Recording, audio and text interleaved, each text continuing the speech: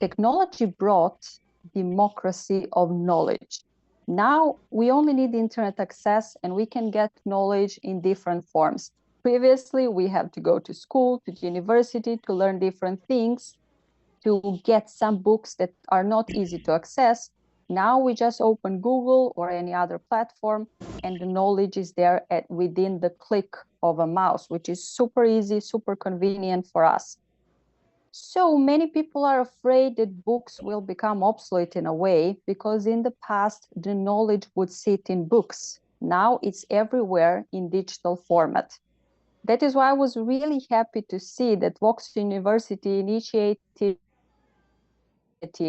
to get attention back to the books. So you had a literary festival maybe a couple of weeks ago, and I congratulate you on that, because I do believe that was a very important festival to hold now at the point where everybody's speaking that books are obsolete. So we have to admit that artificial intelligence opened the door to democracy of literature as well.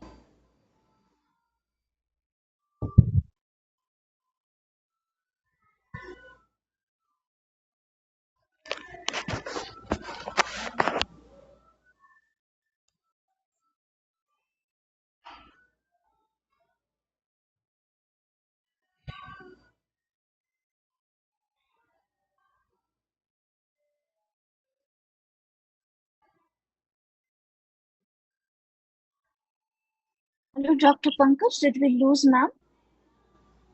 Yes, I think she's disconnected. She's joining again. Yeah, Uh, she's here. Dr. it's maybe Legendra, something weather. I think it is some problem from her side. Yeah, she's Okay, back. sorry, I'm back and I checked the internet, everything seems so stable, so I'm not sure what the problem is today, but we are back. Thanks. No So I problem. guess Go I ahead. should share the presentation again. Yeah. Yes. Uh, okay, just a second.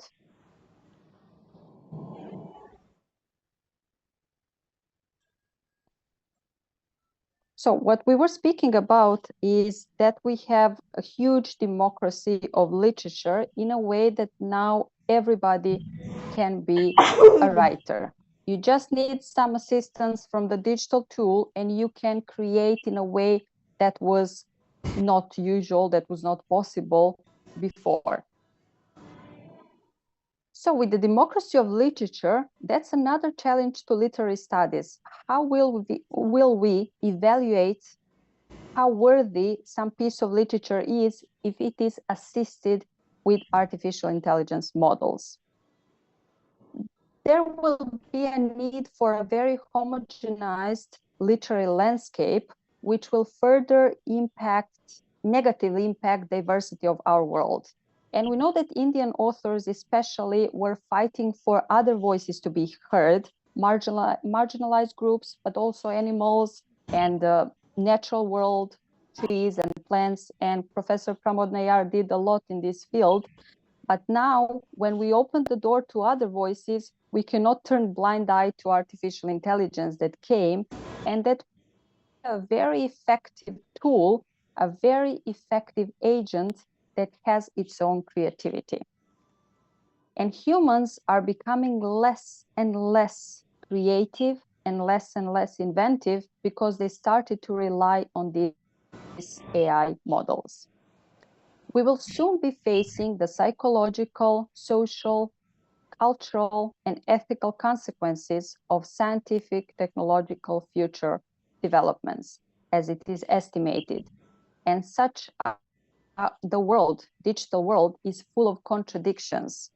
And one of the most striking contradiction for me is the yawning gap between abundance and lack. I'm sure that most of you have realized that even though we have huge abundance of everything in this world, there is on the other side lack. That is why I put them on both sides, so we can easily see the more links we have everyday society, there is a lack of connection. The more information we get, there is less and less knowledge. There is abundance of comfort in our age, but there is less resilience of people. We are not resilient to diseases and any disadvantages that we face. There is abundance of promises of technology, but there is lack of faith in people. There is abundance of pride because we are very proud of all our technological, but there is lack of compassion. There is abundance of wastefulness. We are the society of waste because we produce much of the waste, and there is lack of sharing in us. There is abundance of consumption because technology lives by our consumption and it needs our consumption to live, but there is lack of sacrifice. We are now in the 21st century not ready to sacrifice for anything. There is abundance of pleasure because the world of technology invites us to engage in different pleasures, but still, as you can see, people never had as much opportunities as they have today. But if you talk to them, everybody agrees there is fulfillment. It's difficult for them to feel fulfilled anything. And finally, there is abundance of choices, but there is lack of sustainability. We don't have a sustainable scheme how to preserve humanities, how to preserve nature, etc., etc. So technology brought us a plethora of different opportunities. It united people in a way that was never imagined before. For example, now I can give a lecture in India. We can discuss together, even though India and Serbia are so far away, despite these internet troubles and disconnections. We can engage together in a discussion from different parts of the world. So that's when I talked about democracy of knowledge. It gives us vast opportunities, but we have to be aware that they do not come for free. I will now not refer to these advantages because I'm sure all of you know how technology benefited us. And you, younger generations, much younger than me, you were actually born and raised in technological society, and you cannot even live or imagine life without technology, I'm sure. I was born actually just before the big rise of artificial intelligence, so my generation is somewhere in between, even though we are leaning toward technology, and now we have to admit we cannot live without technology. But definitely we have to be aware that actually there is certain cost. It doesn't come for free. We are connected more than before, but we feel isolation. People are isolated everywhere. Now there is less and less space for humans and more space for artificial intelligence, because all the universities, all the government sectors, everybody is inviting us to adapt to artificial intelligence and include it in our life. So now we can say there is no complete non-use of digital technologies in the present world. From education, medicine, business, politics, theology, technology, science, arts, artificial intelligence pertains to all spheres of human performance. We hear that artificial intelligence still lacks human capabilities, but most often we hear that this will be overcome very soon when artificial intelligence will surpass our capabilities. However, the question remains, is that performance, is that capability the expression of its creativity or a reflection of programming and data? So where is artificial intelligence born? Is it born in its creator, in the programming or codes, or does it arise from some complex and ever-emerging nature? That still is the question. And why do we call it artificial intelligence in a sense? Artificial intelligence opened into a new domain where traditional rules do not longer apply. The black box nature of artificial intelligence creates a challenge in grasping its nature. We find it very difficult to understand it. And understanding it from one single point can lead to a very poor perspective and very limited insights, because artificial intelligence refers to linguistics, literature, arts, history, psychology, mathematics, physics, techniques, engineering, arts, etc., etc. And it requires human inputs. It cannot exist without humans. And it asks us to develop quickly. And anyone who claims that it is easy and convenient to live in such a world of abundant technology is telling us a lie. Because this convenience is illusional, for the first time, we live in the world that we fail to understand. Even people who develop AI say that AI is still a mystery for them. So how convenient is it to live in ignorance and not understand all that comes to us? And what comes to us is billions of information on everyday level. We have to be as vigilant as robots to keep up with the pace of technology and to follow up what's happening in the digital world.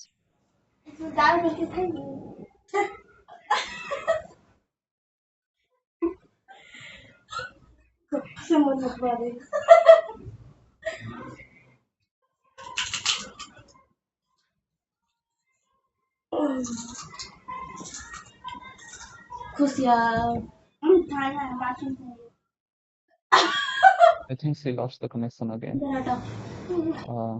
Yes. Yeah, we'll wait for some time. She'll come back again. Is internet stable on our side? Yeah. No, our side is Sorry, I'm here again. Yeah, So that's again, Aranya. I just checked on my side, and it seems that the connection is full access. Again, I'm really sorry because I don't really understand what's happening, except for the fact that technology is sabotaging us. Okay, we are going back to the. Just a second to play this slideshow. So, as I said, there is huge abundance of information, and we find it very difficult to keep up with everything. But with this information, there is a lack of true insight. And even though school and university students have access to diverse information, millions of books and research papers, there is a yawning gap in knowledge, cognitive and research skills, and there is lack of creativity and inventiveness. We have all the tools available, but still now in the 21st century, we don't have writers like talented as Shakespeare. So according to post-phenomenologists, people perceive and interact with the world through technologies. As we said, now you cannot do anything without artificial intelligence. It's the 21st century mediator. Artificial intelligence offers new life models to us. It generates wonder and sense of mystery, and we actually admire something that we managed to create. It stretches the limits and offers cyberspace of vast, almost unlimited opportunities to humans. Engineers and tech optimists try to create the machines only to feel that they are able to create something without involvement of God or biological processes that happen with natural birth. Now we are the creators, not God, and it's the result of our human thoughts. This has actually been long in the human imagination, but now with the aims of digital world, with all these softwares and hardwares, it's finally accessible and it's finally reachable to us.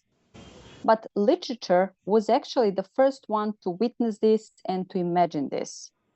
So from Karl Čapek, we invented the word robot, which actually means hard work or labor, in 1920, to Brave New World by Aldous Huxley, who invented mix of biology and technology in yielding visions of advanced people, to Isaac Asimov, who developed the concept of robotics and who actually developed 3 laws of robotics that we could read in his plays and his books.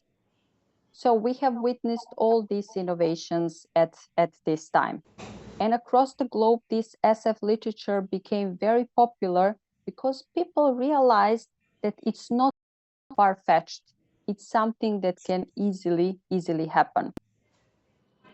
Now, technology tries to relate AI and humans, and corporations very often say that first fields to be replaced by AI are, the first field is education.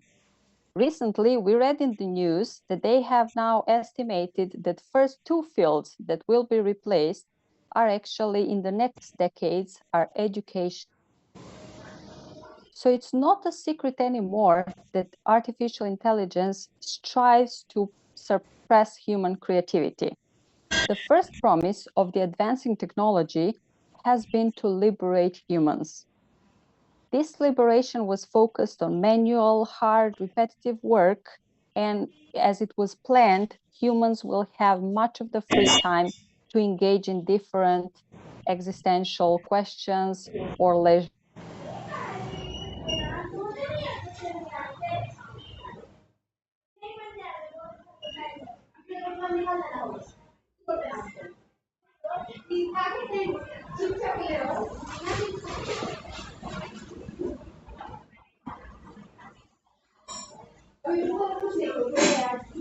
Okay, here I am again. Can you hear me?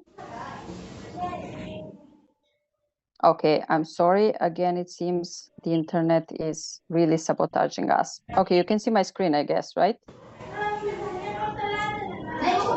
Okay. Yes, we can see. Thanks. So even though we thought that liberation of humans will be focused on the manual work, it turned out that artificial intelligence strives at intellectual domain. Literary studies until 21st century were exclusive to humans. Now we cannot say that because creativity has been moved away from humans to machines. And artificial intelligence already writes stories, poems, and even scientific books. AI creativity is something that now we compete with. And it's not easy because you know that AI Shakespeare can write sonnets much faster than real Shakespeare could do. Basically, we are witnessing a complete shift in paradigm where artificial intelligence is taking over creativity.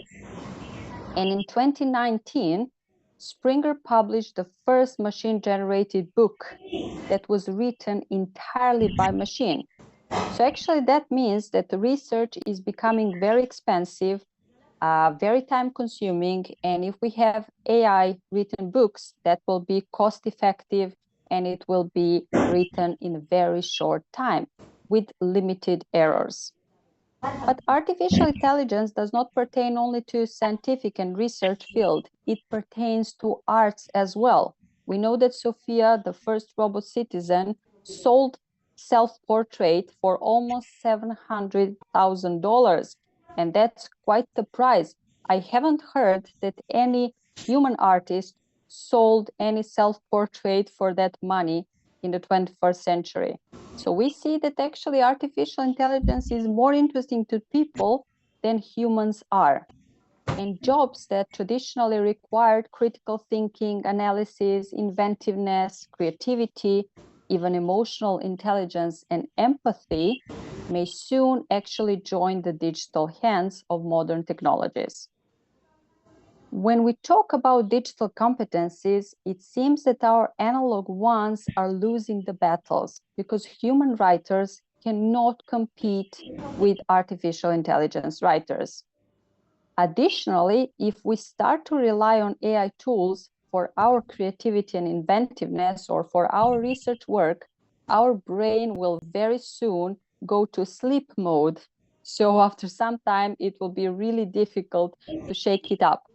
And everybody who uses this popular language model, ChatGPT, knows that once you start relying on very quick and very intelligent answers, it's so difficult to go step back and to start thinking about some problem by yourself. With the rise of artificial intelligence, now we see that humans are not the only ones with creative potentials. Machines are blessed with creativity as well. They can be creative, And actually, I can say that creativity is the new battlefield for humans and machines, where at some point we join hands and do something together, and at the other point, we take different sides.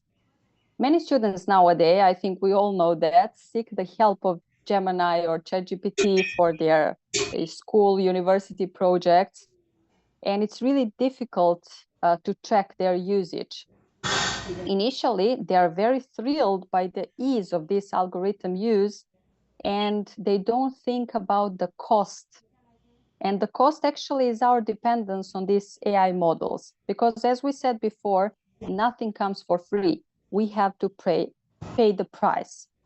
And the fact is, and this is something that Noam Chomsky said 2 years ago, and it was quite a shocking revelation.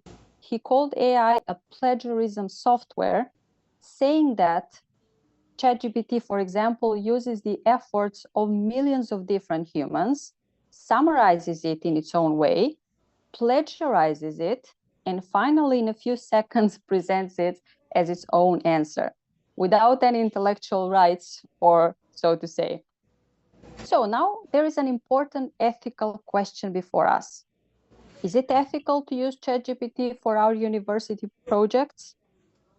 Is it ethical to, for example, plan a birthday party, a thematic birthday party, if we know that it costs much energy? It takes much electrical energy to operate, and it takes huge amounts of clear, fresh water to cool down its systems.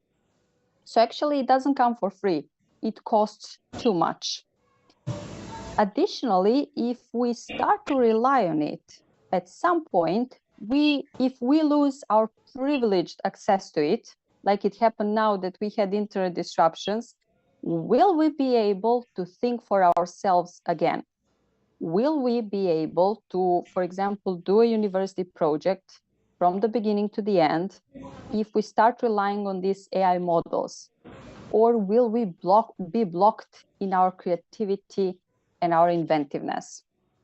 This is something Yevgeny Zamyatin, in his famous novel We, or Me in Russian, in 1921, discussed.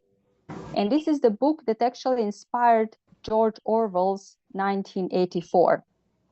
In that time, when it was published in 1920s, men and women are just numbers.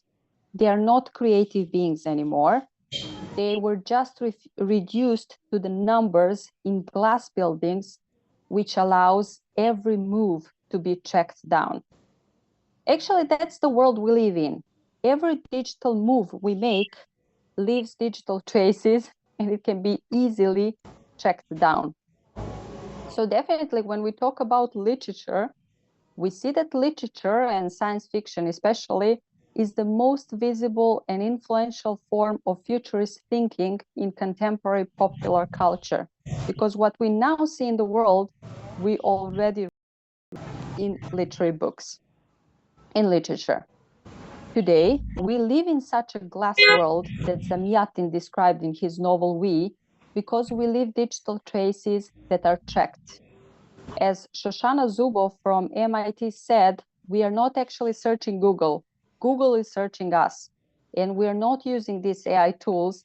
They are using us. Because with every interaction with ChatGPT, for example, ChatGPT learns from us, uses all that information, and as Noam Chomsky said, plagiarizes that for its own answers. So our digital traces are something we simply have to be aware of, even though in the digital world, it's very easy to forget about it, because everything that we do, we just do unconsciously, or we are not aware of the digital traces that we make. This is also a great puzzle for the researchers, because they are not sure how to provide digital protection for people and how to stop this surveillance, because major companies like Google, Meta, OpenAI, they are selling our metadata, our personal data, to huge companies that actually pursue their profit. So there are many warnings about this in novels like We or 1984 and many, many others.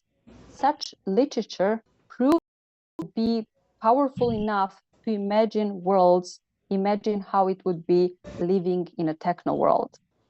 There would be, as they imagined, no single center, but cluster of digital impulses, with almost unlimited digital possibilities.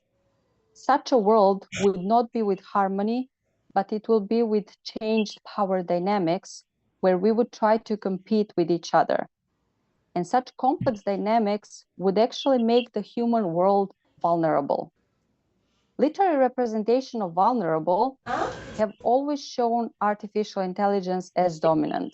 Remember, whenever we read any science fiction novel, artificial intelligence was super strong, while humans were losing their abilities to compete with robots. For instance, Čapek, in his famous play written in 1920, when he invented the word robot, Rossum Universal Robots, depicted a factory where robots were put to be simple labor. And then they opposed people because they didn't want to be used as labor. But what Čapek wanted to show was not that dystopian, gloomy scenario how robots would defeat humans. No, he wanted to show what is it to live in a world without human sentiment, without human feelings, where humans are only concerned about factories, industry, and profit, and about their own progress. Literature has always been a pathway to visualizing words beyond our immediate scope of methodology or narratives. Offering an embracing perspective on the world flows, literature is profoundly concerned with the questions of society and technology, striving to envision future worlds so that once we come to that world, we are ready we already have a perspective on it. We are not puzzled, we are not confused. So with the rising power of artificial intelligence, literature seems to finally set itself as a very powerful means of exploring alternative worlds. It enables us to look beyond tech glasses and see the ontological wholeness of the world, which preserves its path regardless of technology, technological pace, and technological framework. Those who are educated in humanities often think that artificial intelligence has nothing to do with them because that's something that belongs to IT sector. But actually, literature and humanities are closer to technology than science and than engineering. Technology grows on creativity, and creativity is the key point of emerging technologies. It does not exist without human creativity. And that is why we're often confused. Engineers want to lead discussions on artificial intelligence, but they have to be corrected in these terms because they don't have any education in humanities most often. And the field of humanities is pretty much linked to AI. So it's easier for people from humanities to see the entire picture. So people often say, what can we do? Actually, technology develops regardless of our perspective and opinion, and huge corporations actually dictate the pace of technological progress. But there is something we can do. We can actually develop technological awareness and become conscious of how to behave in a technological society, how and when and to what limit to engage with technologies. Of course, this will require self-sacrifice in terms of thinking about some issue, trying to imagine it ourselves, trying to get access in the books, trying to get access in interacting with different people and with different human experiences. But that is a responsible use of technology, and that is a step necessary for self-protection and for nature protection as well, because we have to have in mind that these models, like for example, ChatGPT, require massive amounts of energy and massive quantities of water. And our resources are not, our global resources are not that rich that we can actually sustain that.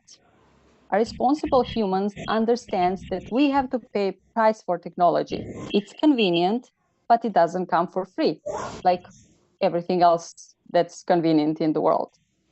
So that human awareness actually is very difficult to reach, because every day it's being lowered by technology, because technology is accessible, flexible, it's very powerful, and it helps us perform everyday tasks and very important professional works and responsibilities. And once we start relying on technology, it's so difficult to go back. But another problem is that technology asks us to be overachievers. It constantly asks us to be vigilant, to be active all the time. And that's very difficult for us. And actually, that reminds me on Brave New World by Aldous Huxley, whose alpha pluses were overachievers, while gamma, delta, and epsilons were below the average, and they were excluded from society because of that. Today, in the digital world, we cannot actually rely on any idle. If we do, we are actually marked as vulnerable and almost not needed. Humanities as well, across our universities and across the globe, are presented as vulnerable, and they will be, as they say, the first to be proclaimed as obsolete at universities. And what is the paradox, as what we say, is that humanities are the first that are challenged to artificial intelligence. Artificial intelligence can learn how to code without any problems, but it cannot learn to be creative. It actually all the time plagiarizes our creativity. It's not creative per se. Writing a code for an artificial intelligence is a piece of cake. Performing anything technical is a piece of cake. But understanding the layers of meaning, human empathy, rich human experience, that's a real challenge, and that cannot be simulated. So one of the problems, as we said, arising around AI is that our reliance and over-reliance on artificial intelligence for writing, analysis, research, and creativity lowers our critical thinking and ability to reach knowledge independently. If we rely on AI models, it will become more and more difficult for us. And unfortunately, there will be no individuals like Dostoevsky or Shakespeare who would touch upon human soul and human existence in such a manner. Going toward conclusion, we can say that there will be huge difference between human literature and AI literature, because AI literature, as it has been proved, and that's something that, for example, models like ChatGPT do, is matching the user's expectations instead of being critical. And that's like a fake friend. It's not helpful to have somebody giving you compliments or saying what you want to hear. Your real friend is somebody who would criticize you and who would be critical about everything. So understanding human experience, layers of human existence on a deep level is definitely something that cannot be replicated. It can be simulated, but not fully understood or explained, as AI cannot feel empathy. The ongoing dilemma is whether embracing technology enhances or threatens our society, like we have the field of S. We are sure what's the end of the technological road, but still we are treading progressively on it. And dualities and tensions concerning technology make a very dynamic context that's truly difficult to follow, because everything happens so quickly. It's so challenging because we don't have much time. Existential anxiety that arises from this ambiguous relationship with technology seems a task we failed to complete. And the progress brought many dilemmas. To be a techno-optimist or a techno-pessimist. Usually when we talk about technology per se, tend to situate us on the side of techno-optimism or techno-pessimism. You're not free to critically engage with AI without being labeled as an optimist or pessimist. And that's a huge problem, because we need some, not neutral, but we need some solid position over embracing position from which we can look into technology. And rarely they don't speak about it critically, but there are techno people who plant the seed of optimism on one side or pessimism on the other side. That's why we often hear from the top voices of Silicon Valley that technology would enhance the world. And more often nowadays, we hear that it will destroy our world. And we don't have any deep reflection from them. We just have taking the sides. So these extreme perspectives deprive us of the right to simply think about technology. They discourage us from having our perspective that would not align and agree with what they say. And artificial intelligence, as we said at the beginning, relates to all of us. It directly impacts our lives, and we do have the right to critically engage with it because it pertains to all of us. In conclusion, navigating identity in the digital world is not an easy task. It's a very challenging task, especially for us from the humanities. And it seems there are a lot of choices, but all the choices nowadays are dictated and directed by technology. Even though we believe there are more options than ever, they are very limited because they happen within the digital world. And often digital options are very privacy invasive, environmentally damaging, and socially isolating, which we should have in mind every day when we engage with technology. While engineers think it's easy to replace, for example, the field of humanities, and machines may do everything better, including teaching or doing the research, we have to say that while that would sound more professional, such performance will always be one-dimensional, shallow and bleak, and it will never be emphatic enough to touch upon the human experience and existence. When we go back to literature in terms of vulnerability, I do believe that vulnerability actually is its strength. It will preserve literature. We only need to learn again how to nurture our creativity and become aware again it's all part of our unlimited imagination and capability to create. Thank you. Thank you, Dr. Really, you well summarized and well composed lecture that you delivered just now. Uh, you touched everything. I can navigate entire throughout your lecture that you started from talking about sabotaging our creativity, whether it is psychological, social, cultural, and ethical consequences that we are facing in the age of AI. And you nicely depicted how the world that we are in today were already portrayed by in Brave New World, Courage Chapel's Robot and all. So this is really intriguing for us to see how we are staying in this AI age, in the age of AI, but there are some challenges before us and how we should tackle those challenges and what are the ethical considerations that we need to focus on. For example, you talked about the technological awareness and all.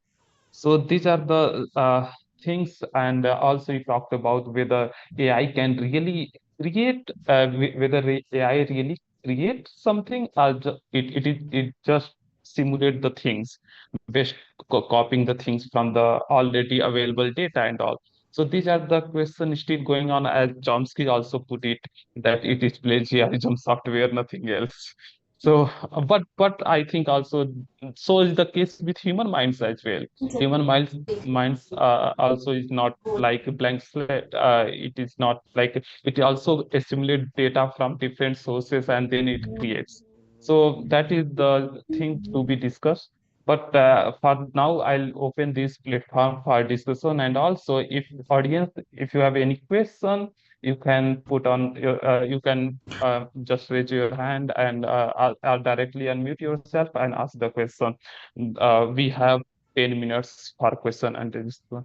That's it. And before we engage in discussion, I just want to apologize for internet disruptions. I'm not sure what happens. You see, technology is sometimes tricky because whenever I was checking, my internet was stable and full signal.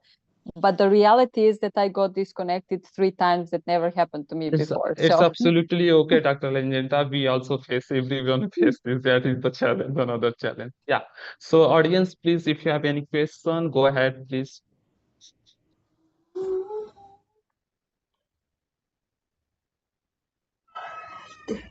Can I go ahead, Alessandra? I just have a very, you can say, dystopic vision, and I have this, and I wanted to just share the same with you and get your thoughts on the same. Do you envision a time when AI literature, literatures written by AI, will be canonized? And if so, on what terms? It's a dystopic dream, but still putting forward the question to you. thank you for a very well put question. You know, I especially I like that you said canonized, which is a really important word nowadays. We know that artificial intelligence pertains to religion as well, and it's a huge dilemma. Will it be canonized within religious circle? But let's stay with our literary field. Um, as we see, technology develops regardless of what we think. And there is almost never some kind of a meeting of experts from different sides that would make a deal on something or that would discuss something before having it implemented. Many scientists also warn us that, especially in biology and medicine, what happens is that they are developing a tool, and that tool doesn't really get tested before implementation. Implementation is the time of its testing. So basically, it's like a live experiment, and everything happens so fast, and it's so difficult to follow the pace. And since we have a first robot citizen that got citizenship in 2017, nobody was asked about that, and it was not discussed before it was done. I do believe that at some point, artificial intelligence literature will be canonized, will be accepted, since we have already artificial intelligence priests that are accepted within Protestant Church. We do have artificial intelligence political parties. We had them in Russia. I'm not sure in which other countries, I think in China. So you have a regular political party that's operated by AI. And if you have a regular AI party that is being voted and that decides on governmental issues, why not having AI literature? I unfortunately do believe that it will be hugely welcome. And I don't have anything, I'm not opposing that in advance, like thinking I don't agree with that and that's it. It's not what I want to say. I just want to say I do believe it's always important to think about something, think about all the possible benefits, and try to imagine all the possible cons of that, and then after some time we can implement it if it's benefit for the society overall. If we don't have clear picture if that would be beneficial or not, why pushing something so quickly forward? I know that we live in the 21st century that asks us to act urgently, act rapidly on the manner of everything, but I do believe that it takes time to think about that, to see the possible outcomes, potentials, consequences before implementing something. But unfortunately, as we can see, Springer already published a book written by machine.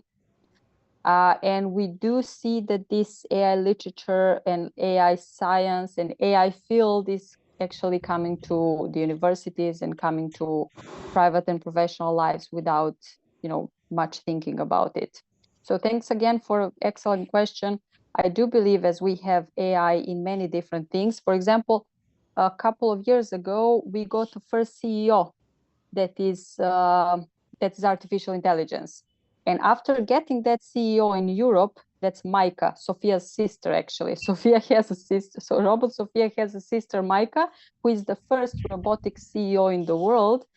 After that, there was a poll done in United States of America, and most of the corporate people in United States of America said they would prefer artificial CEO to human CEO because of bias, efficiency, etc., etc. So basically, that's something that actually we are going forward to. Thank you so much. Thank you so much, Aleksandra. That pretty much answers my question. And yes, I'll try to be optimistic about it as well. It's not optimistic neutral. You already understand my position from my question, but yes, thank you so much. Yes, thanks again for a very good question and especially well put, canonized. Yes. Any student have any question? Quick, please be quick. Dr. Pankaj, I will only ask a question if Yeah. no one else does. So I'm always Yes, sir. going Please last. go ahead. I Yes. hope I have given enough time for everyone. Yeah, thank you, Dr. Aleksandra, for so wonderfully and carefully balancing your presentation and not showing your preferences as Dr. Antalina and I probably would do. And I will take her canonization one step further. I'm simplifying grossly just in the interest of time and for clarity. I think we all agree that we would happily entrust artificial intelligence with issues like world peace or solving global warming or all these kinds of things. If they can come up with a way to clean the oceans and the air and the ice caps, well, we would all say, yeah, where do we sign? Thank you very much, machine, for showing us the way. We all know from our daily classroom interaction that it doesn't even need to be artificial intelligence. The smartphone is enough of a terrible distraction, or as some people on LinkedIn say, one of the most destructive technologies recently invented. So it doesn't even have to be an I there. The A is enough for the ping, for the obsession and the dependence that we are all going the opposite way. So it doesn't take much for technology to be negatively disruptive, and we all could We'll use see you both tomorrow. loads Okay? Day of the after positive tomorrow. effects. But be there. Which, of course, brings us to the cardinal question, the multi-billion-dollar question. Who will decide where and how to use artificial intelligence to solve global, humanitarian, and universal problems? And how do we get them out of the hands of ourselves to avoid harm? The temptation will be to let that question also decide by AI. So yes, let's fix the world. Let's tell you what is good and what is bad. And everybody just listens to machines. Well, if they make the right decisions, we would probably also subscribe to that. But something tells me the way we have gone until now, if already we are all hooked to our phones for simple pings and dopamine boosts are getting us away from sunsets, workouts, and natural ways of achieving our highs, if that is already failing on such an elementary level, and the big solutions are also not found yet, as for the closing of the ozone layer hole and stuff, well, then where and when can we expect the real good effects to come through after all? I don't mind following AI if it is a good leader. I do think we have reason to be scared as long as the small things keep trapping us up. So if the small things are fixed and the big ones are solved, thank you. But I see the opposite rather occurring. Big questions are still with us. Elementary questions are still unsolved. The Oracle of Delphi, with its Greek inscription, Gnothi Theauton, know thyself, still hasn't found the AI answer, all while our dependency on students' dissatisfaction with themselves because of this grows bigger and bigger. So, big question, how do we solve it? Thank you so much, Dr. Conrad, for actually concluding all that I wanted to say and all that I missed to say. Thank you for this excellent elaboration on the lecture. As I can only totally agree with you. Like, how is it fixing our problems? How is it fixing the environment? So usually technology and big corporations and even governments blame us, regular people, for the environmental damage and for everything that happens with our ecosystem, for hurting our ecosystem, even saying that without humans, planet would be a much clearer, cleaner place. But nobody's blaming technology for it. Actually, all the ecology is looking up to technology for solving ecological crisis, and technology is adding up to it because technology is the one that uses all the resources, from the production to the execution, training of AI models, and that is just the first step of resource usage. The real resource usage and depletion starts once we start to use AI model. For example, ChatGPT, when it was introduced in 2022, it almost immediately got 200 million users worldwide. That's huge consumption of water and energy. And people are actually becoming even shallower, that they ask ChatGPT for some very silly questions. They're not even using that for research or to know something better, but they're using that for some silly questions, silly experiments, talking about their private problems, etc., etc. So it's a very big circle of everything happening. And as you said, there is nobody who will lead this technological pace. And one of the most important questions in the digital world is who decides on artificial intelligence. For example, Dmitry Itskov, who started the initiative 2045, said that he invented billions because he's unlimited access to money. He invented of money for the research, making a digital body, because he wants to live forever. Not only for him, but once he gets his digital body, he would like everybody to live forever. Why would we live? Why would he decide for me whether I would like to live forever or not? Or why would I live forever in the ecosystem that is already troubled? So basically, we see that technology is quite selfish.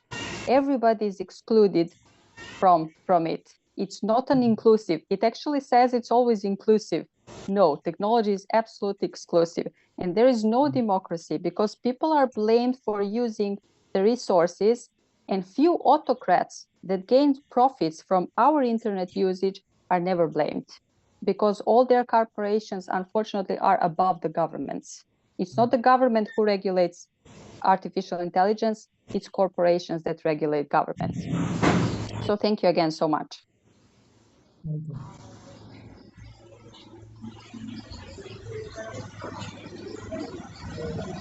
Any other questions?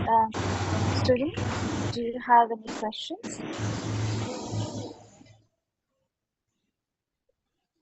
Okay. So they are planning. Yes, Aleksandra. Yes, I just want to say, here is my email. So if, for example, you didn't, I know it's 6 p.m. in India, so everybody must be tired after, we're not robots. You must be tired after a hard day at the university. So here's my email. So feel free to send the email if you have any inquiries or anything you want to know more. Or if you have a different opinion on anything, please feel free to write to me. Well, students, you must reflect on this. As students of literature, you should be trying to think around what we discussed today, what Aleksandra deliberated on today, and questions. Please reach out. So I think, as Aleksandra, you might have guessed, they have one foot outside their classroom. So with this, we will close the session. And thank you so much, Aleksandra, for coming and for giving this very, very interesting session. Yes, because honestly, I'm new in this area, and this is served as a lesson for me as well. Thank you so much, Aleksandra. I'm sure all of us have benefited from this. Thank you. Thank you so much, Dr. Antolina, for always being so kind and supportive to me. As I said at the beginning, being at Woxsen University feels like being at home for me. So it was a great privilege. Thank you again for providing me with the opportunity to engage with all of you today. Thank you. It was our pleasure. Dr. Pankaj, are you there? Yes. Thank you, Aleksandra. Thank you for accepting to deliver this talk. And it is really like we are really humble, and uh, we cannot like put in the word that is so for your cordial like support and that you help out to us and engage with us on daily basis. Thank you, Aleksandra, for being with us. Thank you, Dr. Pankaj, for your invitation and for organizing this lecture. And thank you, Dr. Converse, so much for joining us today. My pleasure, and thank you so much for your talk. Thank you. Thank you. Thank you, Dr. Conrad, sir, as well for joining in. And thank you, Aleksandra. Thank you, students. Thank you, Pankaj. And we'll keep the conversation rolling. Thank you. I'll see you, Aleksandra, very soon, hopefully in India. Right, hopefully, or here in Serbia. So thank you again and have a nice evening. You too. You have a nice day. You too. Thank you. Thank you. Goodbye. Goodbye. Record.